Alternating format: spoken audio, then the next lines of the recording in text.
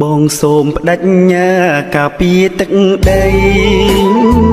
សូមស្ងួនពីងស័យអូនកុំសង្ការ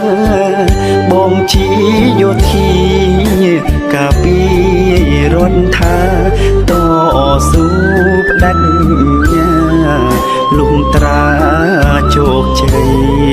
យប្រពន្ធបងអើយអូនគុំបារម្ភគុំត្រហយំឲ្យបងអាឡ័យបងនឹងវិលវិញទេណាចរណៃជូតទឹកភ្នែកស្រី